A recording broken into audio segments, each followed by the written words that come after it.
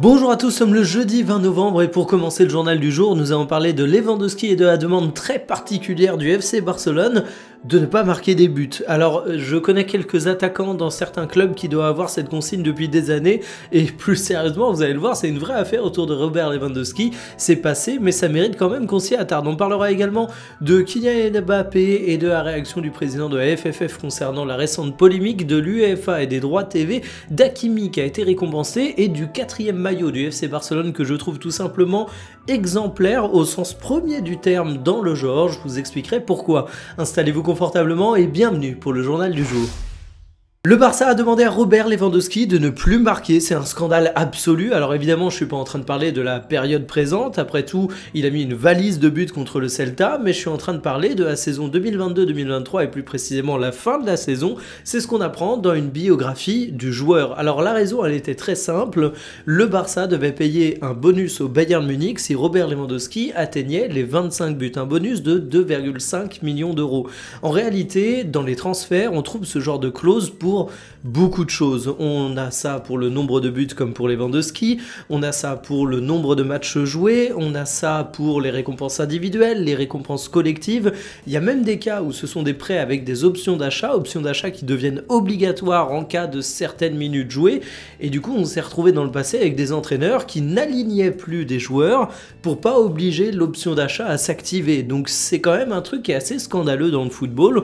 On en parle rarement, mais c'est en fait le sportif qui rentre en conflit avec l'aspect financier de façon on ne peut plus directe. Alors dans le cas de Robert Lewandowski, si vous êtes supporter du Barça, rassurez-vous, au moment où il y avait cette question de clause, le Barça était déjà assuré d'être champion de Liga, mais quand on se penche sur les répercussions sportives, on peut se dire que c'était un cadeau fait aux adversaires du FC Barcelone, ça concernait 2 matchs à la fin de saison et que du coup, ça brise un petit peu l'équité sportive en Liga. C'est le genre de truc qu'on voit dans tous les clubs, ça concerne pas que le Barça, là l'exemple est iconique parce que c'est un gros joueur et un gros club, mais ça montre un peu les dérives du football actuel. Circuler, il n'y a rien à voir autour de la polémique Mbappé, c'est la position de Philippe Diallo, le président de la 3F, autour de cette affaire de paddle et de blessure pour l'attaquant français. Alors si vous n'avez pas suivi, Kylian Mbappé a été libéré par Didier Deschamps et le staff de l'équipe de France dans le but de se reposer, de soigner sa cheville et de passer des examens médicaux en Espagne. Le problème, c'est que le joueur a été pris en photo à Dubaï, dans un club de paddle. Autant vous dire qu'il n'a pas fait les examens médicaux, ça a été confirmé par le journal L'Équipe et qu'il ne s'est pas vraiment soigné. Et là-dessus, on a eu diverses réactions, mais celle qui nous intéresse aujourd'hui, c'est celle de Philippe Diallo. Pour lui, il n'y a vraiment pas de scandale, parce que finalement, une fois qu'il a été libéré du rassemblement de l'équipe de France, c'est une problématique de blessure qui concernait le Real Madrid et puis les Bleus.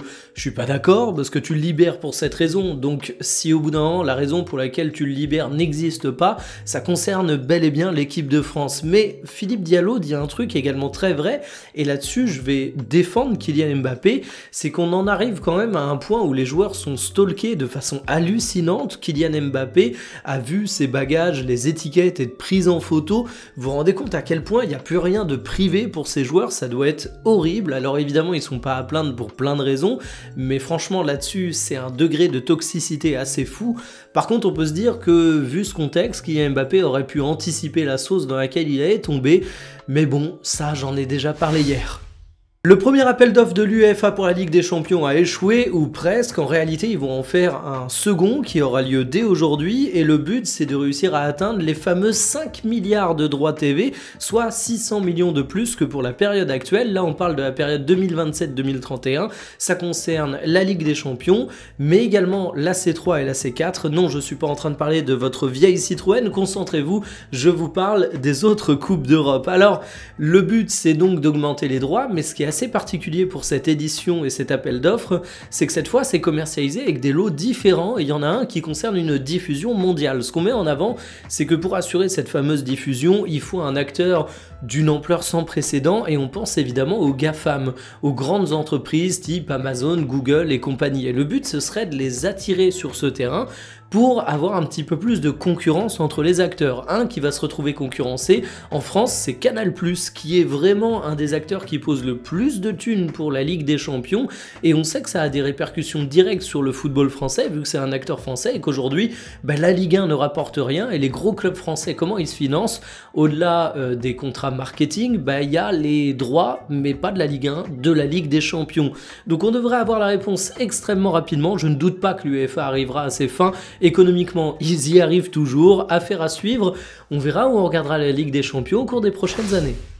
Il n'aura pas gagné le Ballon d'Or, mais sa saison de fou aura tout de même été récompensée. Hakimi est désigné joueur africain de l'année, une récompense prestigieuse, et on va le dire, c'est totalement mérité. L'année dernière, c'était Lookman, et le truc assez intéressant, c'est que le Ballon d'Or africain va contre le Ballon d'Or tout court. En fait, Mohamed Salah, il a terminé 4e au Ballon d'Or, alors qu'Achraf Hakimi a terminé 6e, ce qui fait que la hiérarchie est complètement renversée pour le joueur de l'année africain, et j'ai envie de dire, pourquoi pas, parce que Achraf Hakimi, il a souffert à mon goût de la dispersion des votes du côté du Paris Saint-Germain, il a souffert à mon goût du fait d'être un latéral, ce qui est un poste qui généralement est moins récompensé que les attaquants, mais regardez-moi la saison passée, Hakimi c'est 11 buts, 16 passes décisives, 55 matchs joués, saison XXL, et encore je compte pas les matchs avec le Maroc, c'est actuellement le meilleur latéral du monde, ou du moins quand il sera remis de sa blessure, parce qu'il est arrivé avec une assistance à la cérémonie, on le rappelle, le Marocain souffre encore, on espère qu'il va se remettre rapidement pour le Paris Saint-Germain, mais aussi pour la CAN qu'il doit disputer avec le Maroc, et les enjeux sont absolument énormes. En tout cas, félicitations à Hakimi, c'est amplement mérité, joueur absolument extraordinaire. Voici le 4e maillot du FC Barcelone. Alors horreur ou banger, je vous laisse me donner votre avis en commentaire. A noter que ce maillot du Barça est un hommage au Classico de 2005, remporté 0-3 par le FC Barcelone, avec notamment un doublé de Ronaldinho, et l'hommage y va loin, parce que déjà dans le col on a les minutes des buts, mais on a également un motif qui est directement inspiré par ces buts. C'est censé représenter la trajectoire des 3 buts. Alors est-ce que c'est réaliste ou pas, je ne sais pas, mais en tout cas il faut avouer que le FC Barcelone n'oublie pas son histoire. Il y aura toujours des critiques en mode il y a une fixette sur un match, ils sont dans le passé, mais moi je trouve ça bien, surtout qu'en termes de 4e maillot, on a tendance à voir parfois des choses très exotiques. C'est le maillot où tu te permets un peu des dingueries. Là à la fois tu te permets une dinguerie parce que visuellement c'est très clivant, mais en même temps c'est pas du pur n'importe quoi, ça rappelle ton histoire, et au premier coup d'œil, que tu l'aimes ou que tu l'aimes pas, ce maillot, tu sais que c'est un maillot du FC Barcelone. Alors visuellement, moi je trouve qu'il est vraiment impeccable, je trouve qu'il est vraiment spectaculaire, et j'insiste sur le fait que ok c'est un 4e maillot, donc tu peux te permettre des excentricités, mais pour une fois tu reconnais directement que c'est le Barça. Donc moi j'ai envie d'applaudir des deux mains, c'est un maillot que je trouve sublime, c'est une histoire autour du maillot que je trouve particulièrement intéressante, donc franchement félicitations à l'équipementier. Terminé pour le journal du jour. Cet après-midi, je suis pas sûr à 100% du sujet que je vais traiter. Il y a pas mal d'actualités qui se bousculent dans ma tête, et je vais pas vous mentir, je vais être parfaitement honnête. Ce matin, j'écoutais l'Afterfoot et ils ont fait un gros dossier sur l'IPTV, et parfois, j'ai pas forcément des sujets qui me sont en tête, mais je suis comme vous, j'imagine, j'écoute des émissions, je lis des articles, et parfois, ça m'amène des réactions, ça me donne envie de parler de ces sujets, ça me donne envie d'apporter mon grain de sel, et à défaut de pouvoir participer aux émissions, on fait ça de notre côté, donc peut-être qu'il y aura un sujet IPTV, mais je suis pas encore sûr à 100%, parce que j'ai pas mal d'autres trucs sur le feu, mais en tout cas je trouvais ça intéressant de vous montrer que parfois un sujet ça vient aussi comme ça, on entend des trucs, on a envie de réagir, et du coup il y a une vidéo qui apparaît. Je vous donne, quoi qu'il arrive, rendez-vous cet après-midi aux alentours de 17h, qui fait bien votre journée, merci pour votre fidélité, salut.